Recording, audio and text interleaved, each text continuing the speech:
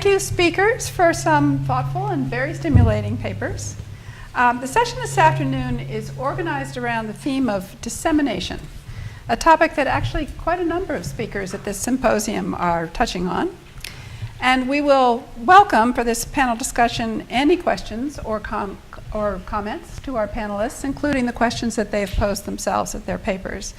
But perhaps we can start by addressing some of the questions that arise from this theme of dissemination.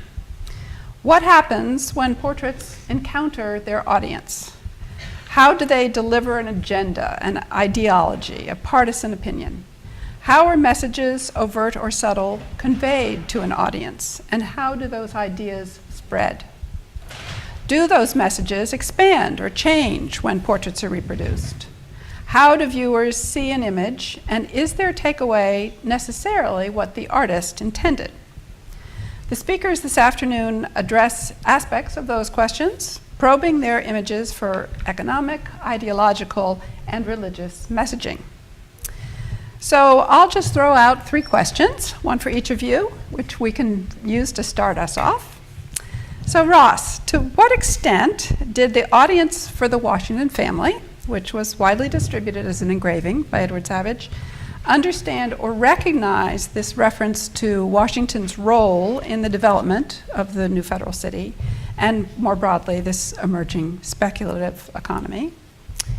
And for Kate, what evidence do we have of the abolitionists' actual agency in all those reproductions of the photograph of Gordon's mutilated back? And how did the dissemination of that image implant itself so firmly that it would be appropriated by contemporary artists many generations later? And finally, for Chris, how does Theodora and Charles Goss's insanely ambitious project of combining 255 witnesses into a single print reflect the state of the Methodist movement at that moment?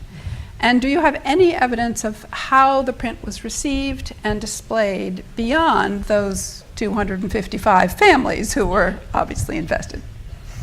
So Ross, can you start us off? Sure. Can you guys hear me? Okay.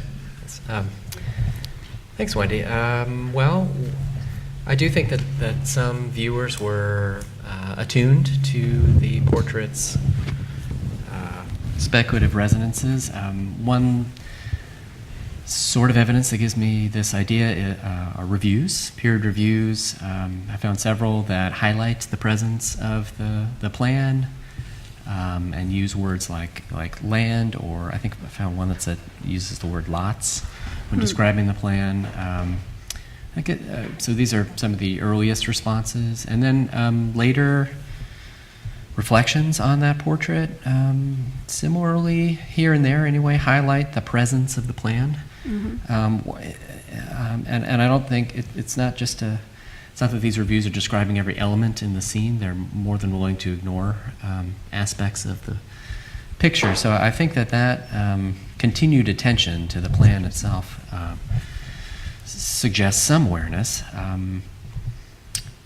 And I think another way to get at this is to think about what happens to the plan in the various iterations of the Washington family that take shape in print form in the 19th century. All of the not official reproductions, but reinterpretations of the image that appear the 30s, the 40s, the 50s, even during the Civil War. I think up to the Civil War, the plan is pretty faithfully emphasized is included and emphasized in the composition of the scene, and then it changes, I think, during the Civil War, and as there's a now I can't remember the makers, but there are 2 or 3 versions during the Civil War that these are reinterpretations of Savage's portrait that strip out the plan and focus, kind of resituate the Washingtons in a more recognizably middle-class domestic interior and kind of refigure them as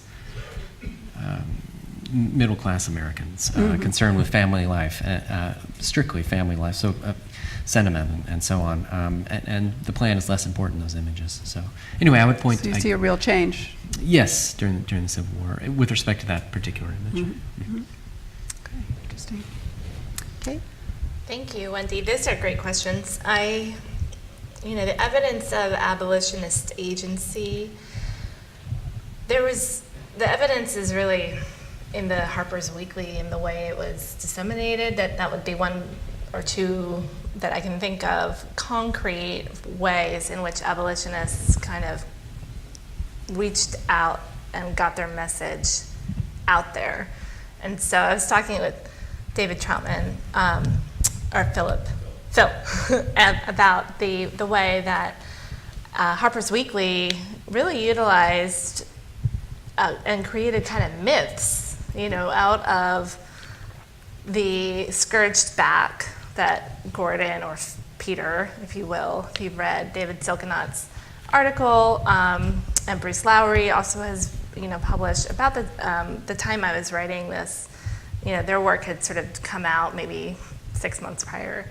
And so with Ann Schumart, I was talking, who's the senior curator of photography, we were discussing, well, what do I do? Do I refer to him? Do I explain the whole Peter Gordon thing, or what's happening with that? So there's been, I cite this example in the sense that abolitionists took a misnamed man and created a myth about him as joining the Union Army, going sort of from rags to Union Army to sort of repurposed human being who's realized and self-actualized in ways that only the military could provide, for former enslaved men. That might have happened to some people, it might not have, but the abolitionists certainly seized upon that as one way to really create kind of that propaganda piece I was talking about. Mm-hmm. So, and then of course the carte de visite just being so popular, and Matthew Brady. So the copy of the McPherson and Oliver that I was talking about, where the Gordon's hand is kind of reaching back, he never really sat for Matthew Brady. That was a copy that Matthew Brady made from McPherson and Oliver's original sittings. And again, this is knowledge. I should really give props to Ann Schumart, because she was very patient and talked to me about this kind of technological process that these carte de visites went through. And I, of course, am really interested in war and memory and history and collective ideas. And so, I wanted to kind of assert my own slant on things. But there's a lot in this essay that's sort of technological I just didn't get into because I wanted to get to the other part. But the abolitionists, the other example I can think of is when Harper's Weekly reproduced pictures of children that were of mixed race but looked very white, just to horrify the Northerners, the abolitionists in the North, to think that, this white-looking child, could have been enslaved and was enslaved. So that was the other way. The power of the image with the abolitionist movement can't be underestimated, definitely. I wanted to just comment also about how did dissemination implant itself so firmly. Mm-hmm.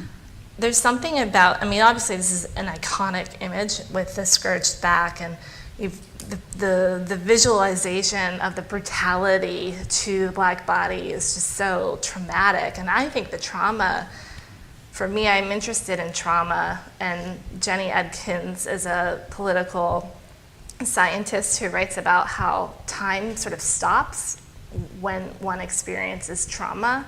It creates almost like a moment, a non-moment, because it's this moment will never leave you. If you've been traumatized, that's with you forever. You kind of learn to deal with it, but it's there. And I think there's something to the kind of visual traumatization of seeing that kind of scarring on a back that stayed with people. It shocked people. And in the larger essay, I was looking at, Ingres and his portraits of bathers' backs, and they're so beautiful. Just as a kind of a point of comparison, this is what people were used to seeing: beautiful, silky, smooth, white women, odalisque, backs. And then you get this brutalized body as the sort of the rude awakening. And I think that traumatized people, and it stayed with them. Thank you. Yes. How the project reflects the state of Methodism, quite a bit actually, and it does actually connect with the Reconstruction cloud image as well, because in 1873, if you know anything about religious history in the 18th century, one of the first divisions, north-south, in America is actually a religious division in 1844 by mostly the Methodist Church and then the Presbyterians and the Baptists and so on and so on. And many people are very worried about this. Henry Clay thinks this is, as soon as this happens, he thinks the Civil War is going to happen because now a big line has been drawn through the country. And so when you put everybody together in the cloud, well, they're all together in the cloud. And so you will see that all the Southerners are kind of clustered together. The Gosses did poke at them a little bit. They put a lot of the black African Methodists kind of nearby them. And then also the kind of more fire eater Northern Methodists.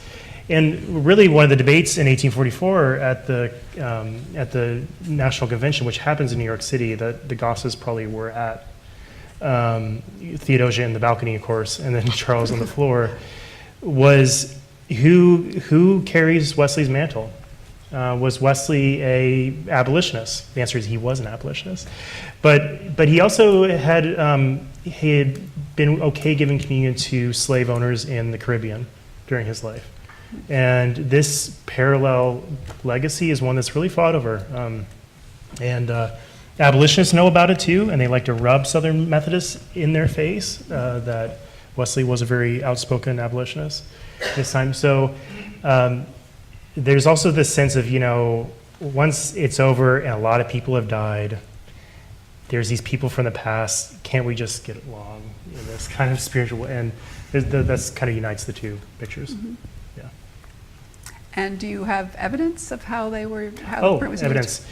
Yeah, we were talking earlier, but this is a picture that's not in a lot of encyclopedic collections like you would expect. There's one at the Library of Congress, there's one at the American Antiquarian Society. The rest are in kind of church basements, dusty, moldy, not well taken care of, and church archives if they have one, Methodist archives and so forth, but quite all over the place. So I think the dissemination was pretty broad. If you can find them and they've been disregarded in the basement, I mean, they might not be very valuable for people anymore, but they were there.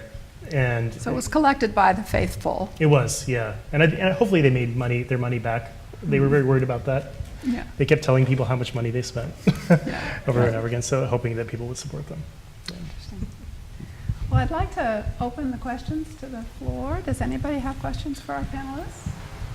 Yes.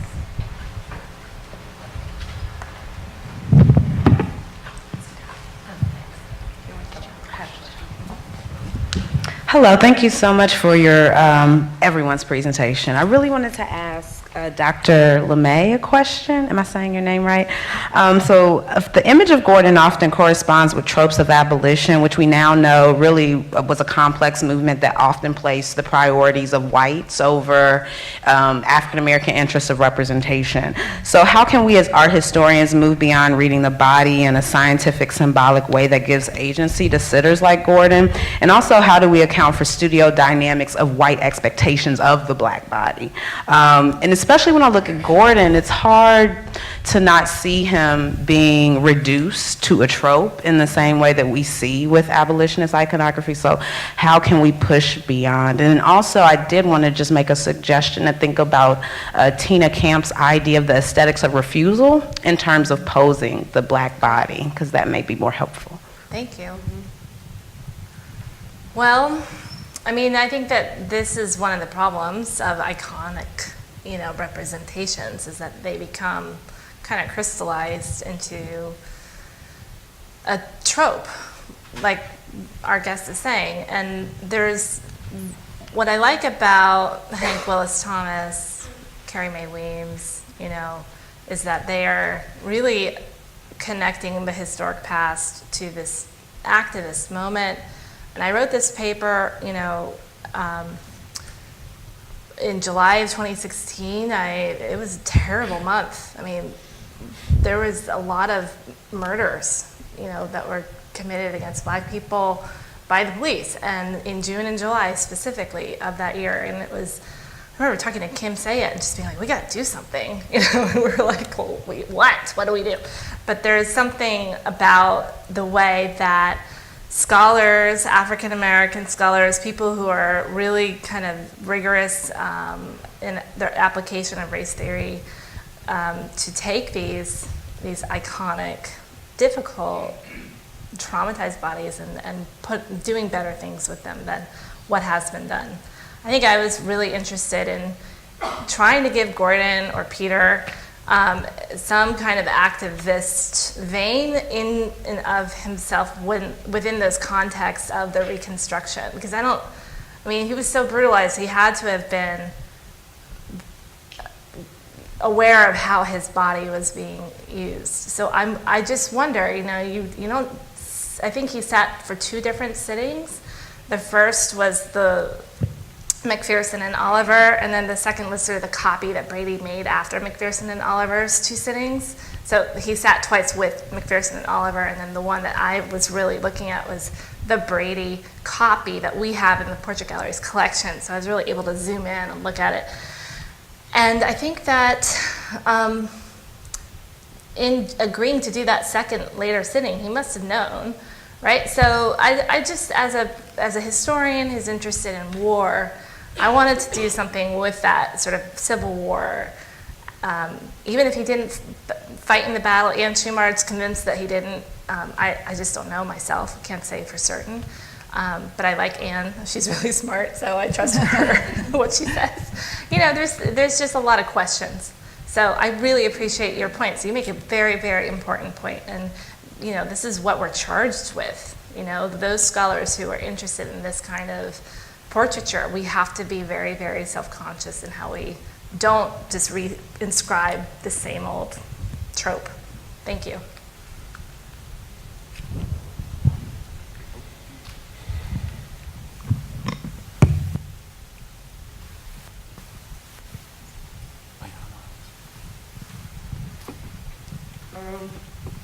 This is a follow-up on what you just said, Ms. Lemay. Was there a conscious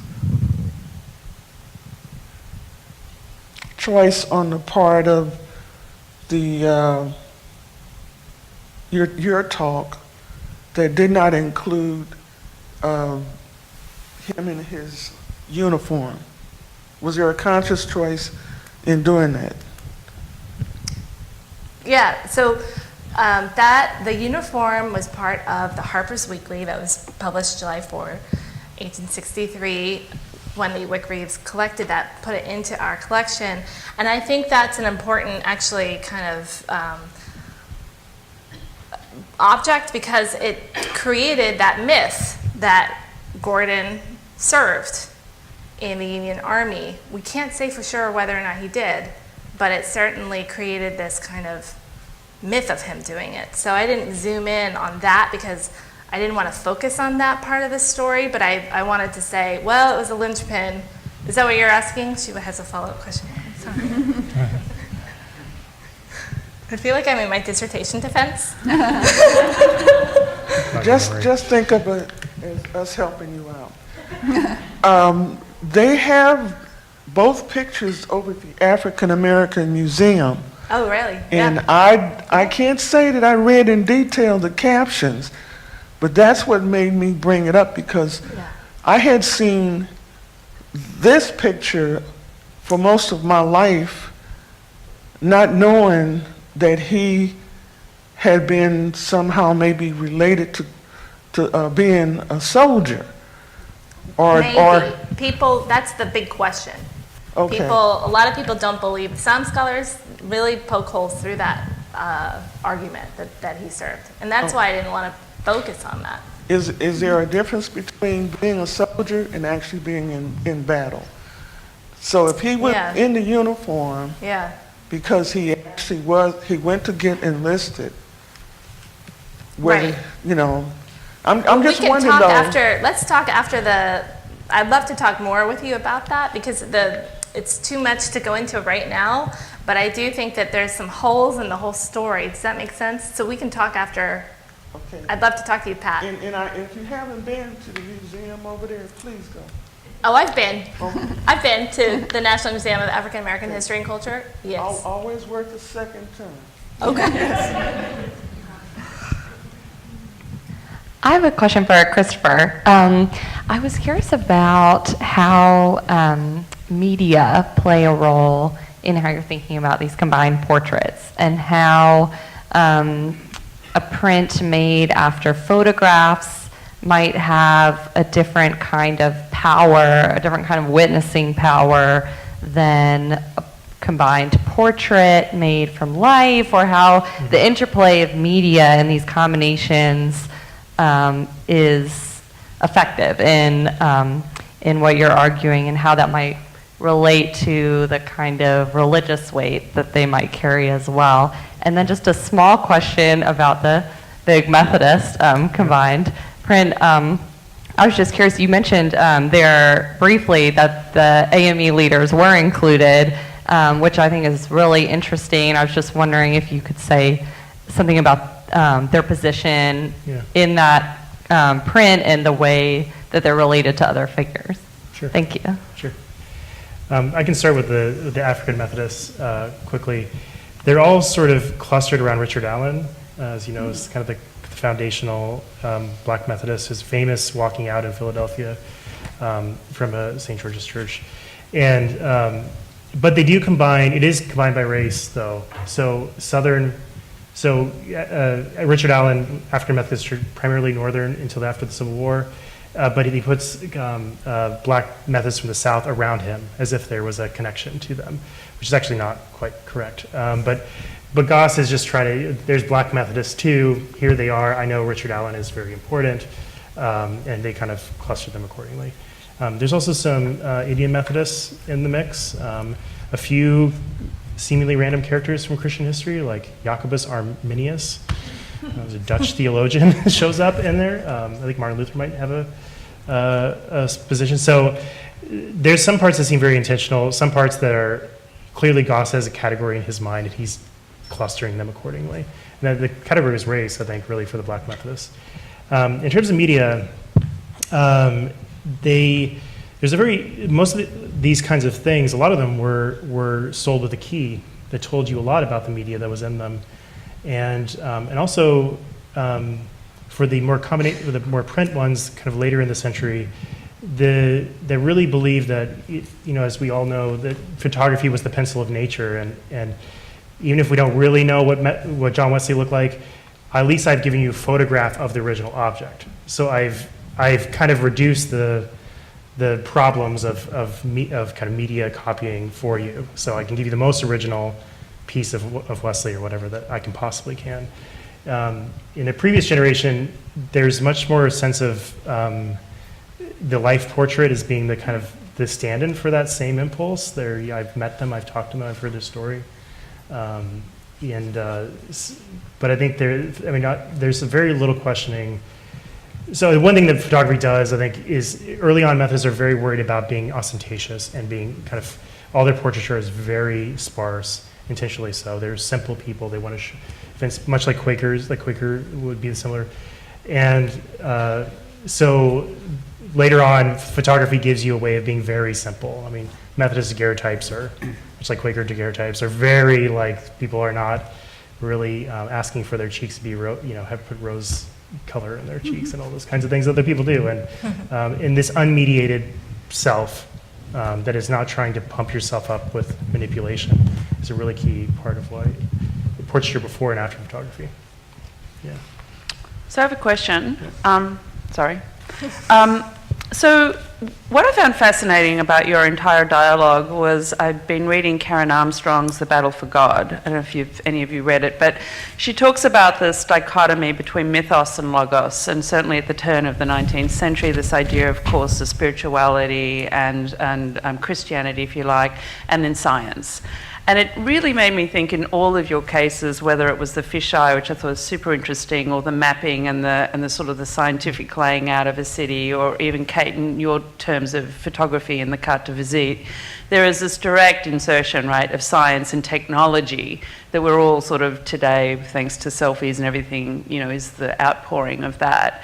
And it made me think that they're the two things that we don't do terribly well in museums, right? We don't like talking about religion, and we somehow don't really talk so much about the technical aspects of likenesses and the tensions between two of them. And I wondered whether you could sort of maybe share a little bit of insights on that. We certainly know with the First Great Awakening, with the Methodists coming out and all of this that's happening, there's this huge tension between mythos and logos and science and Christianity, certainly in this country. Could you maybe share about how we can do a better job of actually talking about these two things better? If anything, I think the mythos wins, right, in museology, because we don't certainly want to go talking about religion. We get very scared about that. I'll take it. Well, I will, I mean, to your credit, I will kind of applaud you on two portraits I saw yesterday, which is one of Charles Somerville. It's in one of the galleries, and you also have one of Edward Hicks. Both of which were actually created exceptionally well. I think Charles Somerville was supposed to be the new Whitfield. He was a British guy.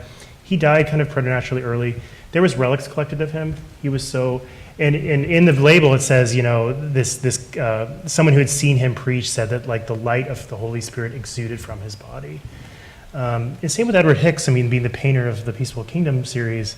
If you know, the standard Quaker doctrine is the inward light, or the inner light, as was later known, and his body is just like a light bulb in that portrait. That is actually fairly common in Portraiture of Divines. There's a certain sense of paying attention to the way light is used as a kind of sense of like religious enlightenment. Gets quite literal at times. You'll notice that the enlightened forehead is a trope of Portraiture of Divines. And I think there's also this sense from the more simple, so the more simple in American religions, like Quakers and Methodists, who really believe in this simple idea, they also believe, once again, in this unmediated idea of representation. And the reason for that is they want to represent themselves as God has made them.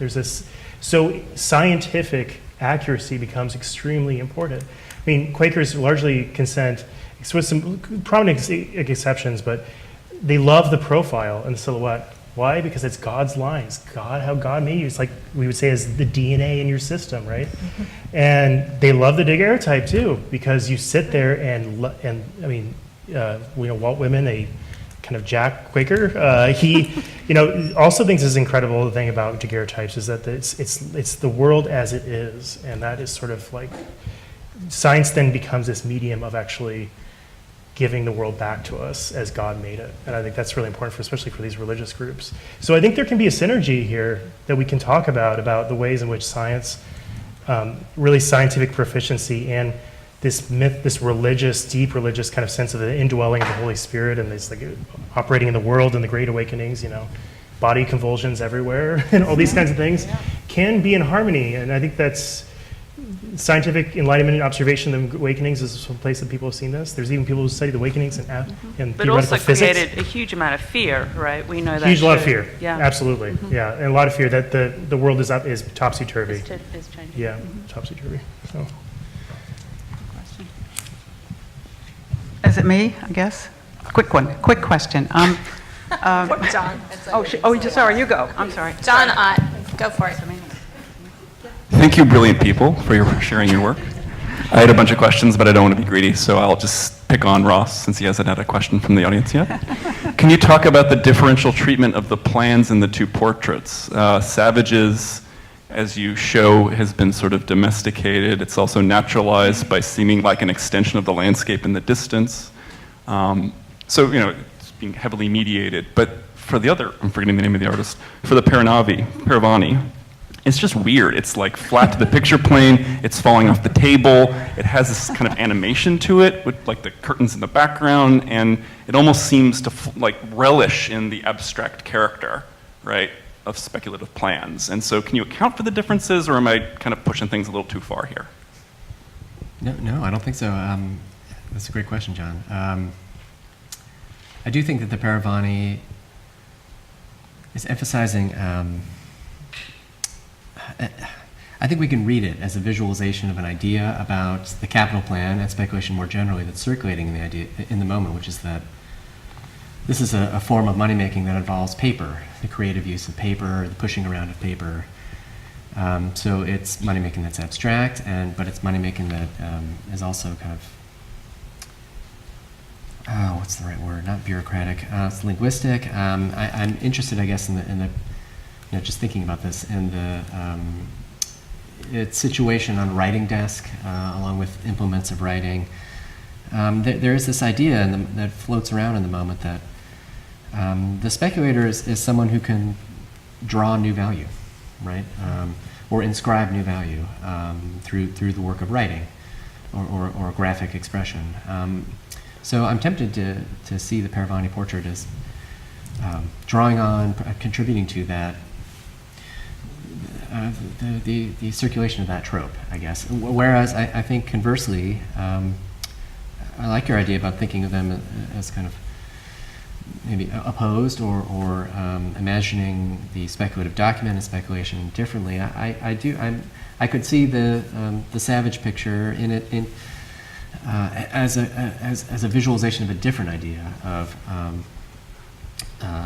land development, real estate activity, a more, if you will, grounded vision of real estate. So a sense that real estate involves the transformation of environments, work with the soil. That is there. Although I emphasize the ways, the kind of critics of speculation in the moment and their tropes of dreams and fantasies and delusions. There are other ways of talking about it in the moment, and I think Savage is maybe his portrait is tapping into that other dialogue that's around. That real estate is not just the product of the pen and paper, but is something that happens in the world in actual spaces and involves the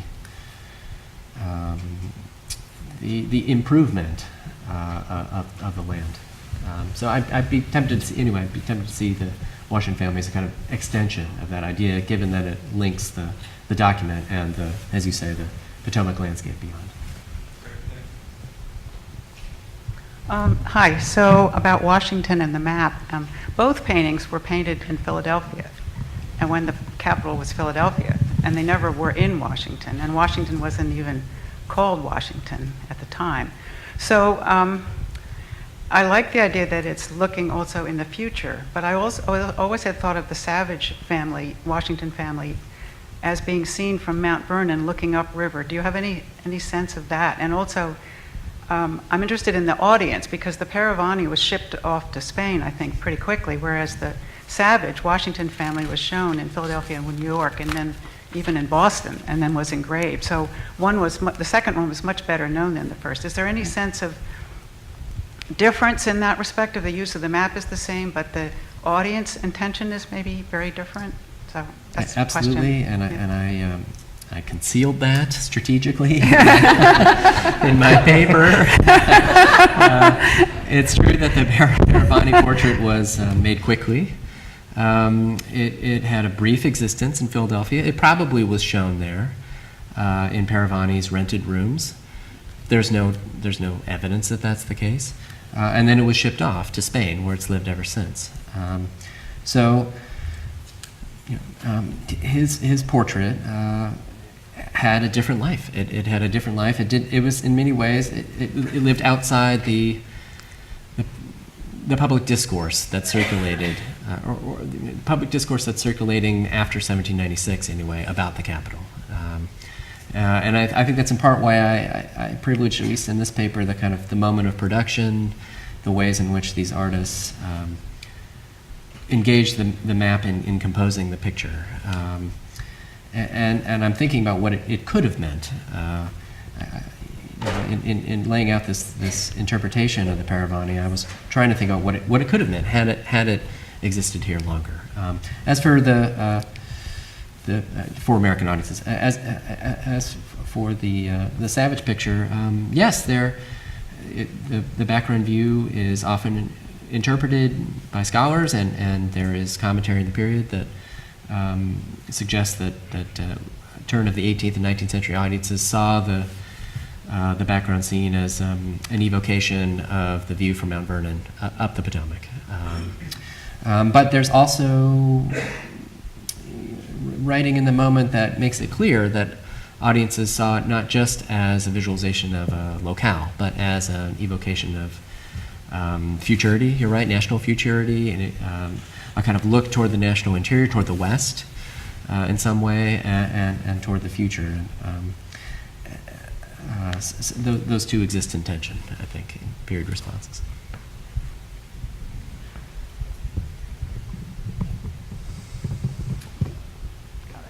Hi, I have a question for Ross. So in the Savage picture, you talked about economic selfhood being depicted by parts of the portrait, like the land that the Washingtons owned, or even the person in the background who was blending in with the curtains, who was at that point in time considered property. So I'm now wondering that the federal city is the capital city, which is Washington, D.C., which is also named Washington, D.C. So I'm interested in the economic selfhood of legacy. So if you were to, let's say, create a portrait that depicts the same motifs today, would you create the same picture, but like a map of Washington, D.C. and Washington's palm just like all over it? Is that something that you would consider, a legacy? A legacy of Washington's activity, do you mean? Of Washington's economic selfhood, almost. The fact that so many, or even political selfhood, I guess, because a lot of our universities are named after him, and our streets are named after him, and the city is named after him, right? And if you were to go even further, the United States on a political international relations standpoint is referred to as Washington. Like Washington and Berlin are fighting, it's like or whatever. Sure. So his name is so ubiquitous. So I'm interested in like economic selfhood and political selfhood and legacy, essentially. Sure, that's a great question. It's a big question, which I'm in no way qualified to answer, I think. But absolutely, I think that we can think about the ways in which past imaginings of Washington's selfhood shape all manner of contemporary life, political life, urbanity, institutional life. One could do this work, I think, and think that through. I was focusing specifically on the ways in which, as I've been talking about here, the ways in which representations of his body underwrite certain economic ways of being. I think that one could certainly extend what I did in that vein toward the present day. There are of course banks named Washington. There are contemporary financial visual culture of all kinds that uses his body strategically. I was just watching Die Hard the other day, for example, and which is a terrible movie, but I enjoyed it. And toward the end, there you might recall that the thieves are trying to take these bearer bonds, and there's a scene in which they flip through the bearer bonds, and they're all embossed with Washington's portrait. And I came very close to including that in my slide. But I thought people would think I'm crazy. So anyway, one could read that little filmic reference as or trope as part of a larger late 20th century, early 21st century visual dialogue that's still happening, ways in which people are calling on using the representations of Washington's body when engaging financial life, financial instruments. And Ross, you were even talking to me earlier about the dollar, right? Or the money. Yeah, I was saying to Kate that banknotes from very early on. Yeah. That's another thing I conveniently avoided in my talk. It's currency, and I don't want to monopolize things, but I'll just say that quickly. I think of currency. The image of Washington currency as a kind of visualization of a government promise that's realized through policy, and I'm less interested in that than in the ways that artists and creative workers who are connected to the market draw on Washington's body and his image to argue for a way of being that's kind of disconnected from policy. So anyway, yes, I think it's a great question. If I could have a fun follow-up question, or just kind of, I guess, a thought experiment. If you were to create an image of Washington, and you could include motifs and just things that are related to Washington's economic selfhood today, what would you add to the portrait? Well, that's a big one. Right. This is why I'm an art history. I get to avoid these questions about making things, but You could throw it back at her and ask her what she would no, add. no.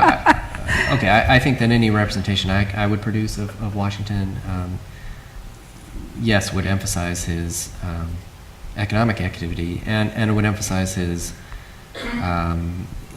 implication in support of slavery. That's not a new observation or idea for me, but I would want to think of an image like that as a response to the centuries worth of representations that downplayed those exact aspects of his identity. Thank you.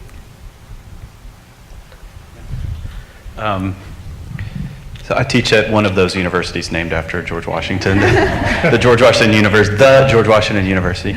I just have been thinking recently about one of their financial campaigns recently has been really emphasizing the idea, a false one, that George Washington left a legacy to us somehow. There is that. There are those canal shares that he set aside for a university that might someday be founded. They were worthless by the time anything got founded. But we use that line, George Washington did this, and then there's this sort of ellipses, and therefore you, alumni, should contribute to that legacy. I think there are two other Washington colleges that also somehow claim that, even though they're not in Washington, D.C. I think Washington College in Maryland also claims that those canal shares, right, as somehow connected to their founding. And I think a college in Georgia somehow does the same thing. So it's interesting, like, that these namesake institutions want to not only claim other parts of his legacy, but this financial one, which is just suddenly striking me as in an interesting way.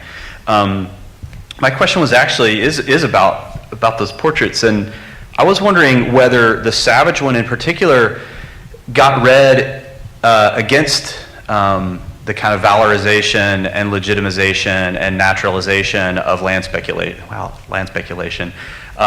In there, if you turn that into if you drew that as a cartoon, it would be criticizing him, right? Here I am pointing at block 67 or whatever, right? That from his critics' point of view, this was a land grab. It's Washington, getting this massive coup of having the capital moved across the river from his own plantation, right? This is good for Washington personally, right? This is crass gain in the most critical sense. And I wonder if the painting was doing political work in some way to kind of quash that or speak back to that, or whether it got read against the grain in its own time. My second question was maybe more just, why is he wearing his military uniform? Right? He's not a citizen in that painting. He's not president, nor is he citizen, nor farmer. He's general at the family table, speculating on land. I found that curious. I was just curious about that. Thanks. Well, thank you. I do think the portrait was doing political work. I think it was working hard to counter the critiques that flourished about Washington's financial entanglements in the capital city. The reviews that exist take a fairly neutral political tone, but what interests me, I'd be willing to bet there is commentary among his critics about these images, and I think, which I haven't found yet, but I think the place to look would be in diaries, in correspondence. It would take time, but I think it's possible to find something. I would bet that there are readings of these portraits that push back. And you're right, and because the possibility is there to see these as ham-handed and kind of self-denying works that foreground his ties to filthy lucre, right? I think so. As for his uniform, I need to think more about this. I would say beyond the evocation of his role in the Revolutionary War and patriotism by extension, I would guess that one way we could read the military uniform is as a quiet reaffirmation of his administrative talents, of his capacity to oversee big ventures, to manage, to manage workforces. It's a little weird because he wasn't the best military strategist. No, but the may myth say emerging, the myth emerging in the moment is that he was a great leader, and I would guess that that's the level on which the portrait is. That is one resonance that might have imbued his figure in the portrait.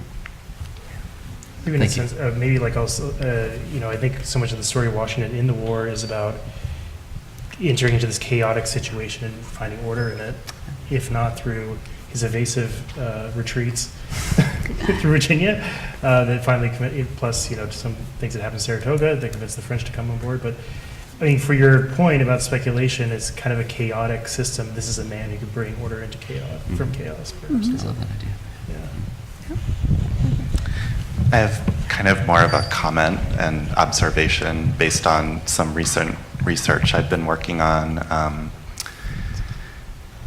I've been commissioned by the journal Panorama to write a book review of Mary Campbell's, I think it was published in 2016, her book called Charles Ellis Johnson and the Erotic Mormon Image.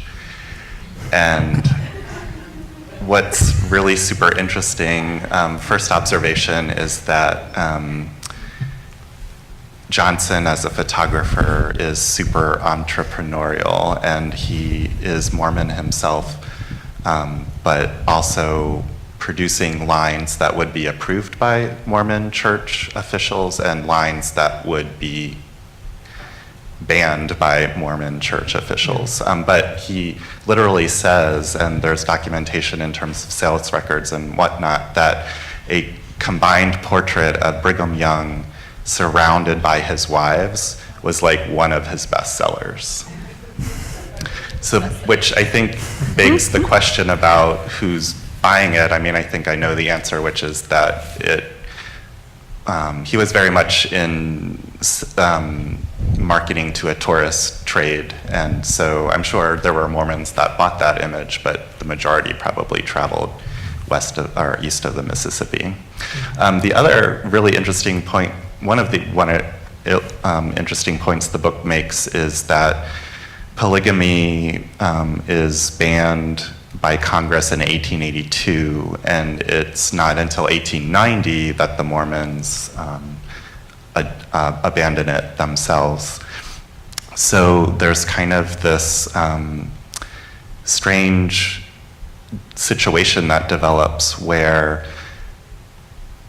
a Mormon husband would not want to be photographed with more than one wife at a time, because if that were discovered, it could be used as evidence against the family, basically. So there's this really interesting absence that happens, which is sort of interesting to think about in tension with Brigham Young surrounded by all of these wives, and then later the very opposite thing is happening for legal reasons.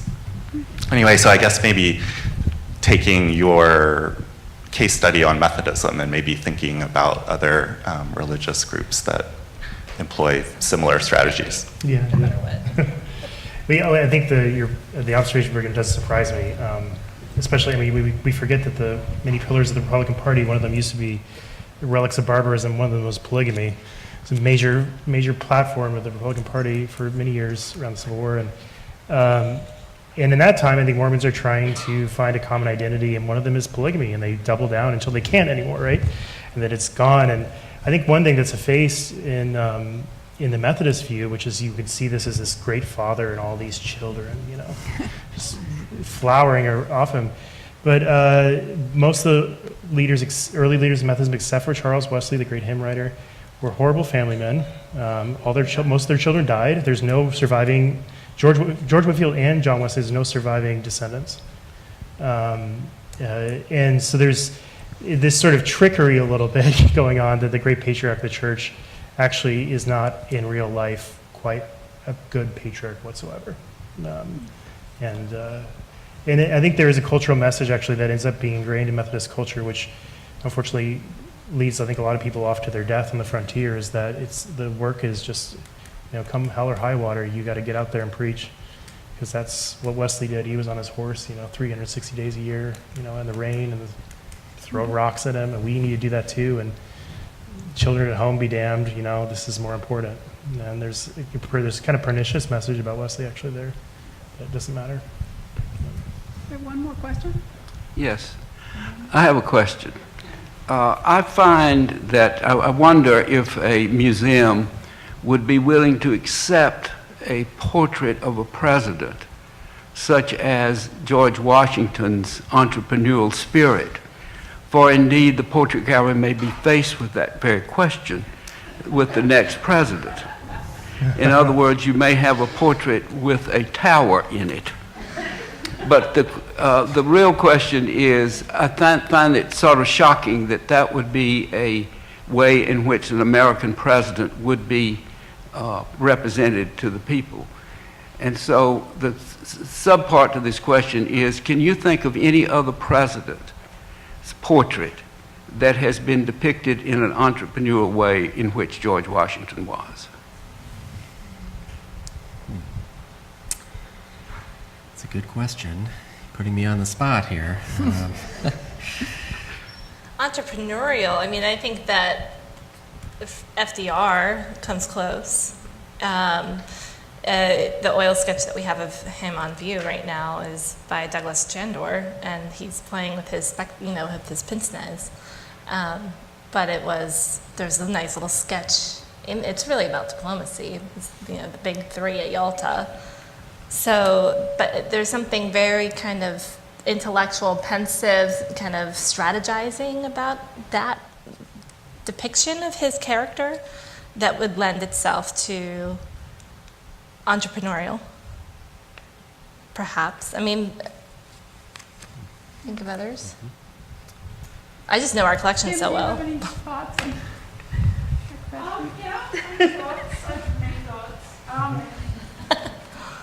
I wonder actually, Daniel, if when you mean entrepreneurial, you're meaning environmental. And this has been the conversation, in fact, that Brandon and I have been having more and more about sitters and artists I think now visual culture is getting to the point where we're becoming very sophisticated in all the codings that can happen, right? And certainly I've always thought that Washington was the one that was actually permissible to have very it deals with everything. It deals with religion, it deals with war, I thought it was fascinating, the armor at the feet of actually the other one was kind of got me thinking. But generally those pictures have deliberately, I would say, been neutral in terms of their environment, and much has been made, of course, of the Barack Obama, in fact, sort of counteracting that with those botanical references. It'll be interesting, I think, Brandon, how many more of those are going to come down the pike now. We'll see. Lyndon B. Johnson famously rejected his. Well, the Johnson, of course, is the one where we have Peter Hurd and the president literally at loggerheads with each other, and that became a big national conversation, as some of you probably know, that Peter Hurd, the artist, had actually done Johnson previously for a Time cover and quite liked it. He was sort of in the prairie and, thought, okay, second time round, it'll be great, right? I know exactly what I'm going to get. We still don't know to the date why Johnson doesn't like that picture. He's standing there with a book and he's got the Capitol behind him and it's all sort of terribly romantic. It's sort of, either sunset or sunrise. And it's very mythic, and he hated it. And in no uncertain terms told the artist, and the artist said, "This is the rudest man I've ever could imagine," and it was on, right? If you actually do go into the America's Presidents Gallery and you see we have these touch tables, we have the one thing we do have is presidents in depth. We have 1,600 portraits of the presidents. And the touch tables have 800 portraits there, but there's a wonderful block picture, I believe it's on the touch table, where you see a cartoon of this very nervous-looking artist holding his palette, and there's this giant painting of Johnson, and he's floating on a cloud, and he's holding lightning bolts, and he's got sort of the cherubim and the seraphim sort of dancing around him, and you see this sort of Johnson looking at it and saying, oh, it's actually much better, thank you. Would love a little bit more glitter, I think, something to that effect is in the... So there's always this tug and pull, but I don't know. I think Brandon at a certain point, and to the curators here, it'll be really interesting to see as now sort of people are becoming a lot more savvy about visual imagery in a way that they certainly were in the 17th and 18th century, and then I think there's been this sort of gap. I don't know. Others' thoughts? With that Yeah. glimpse into the future, Yeah. I think we've about run out of time. So thank you all for coming. It's really been an interesting session. Thank you, speakers.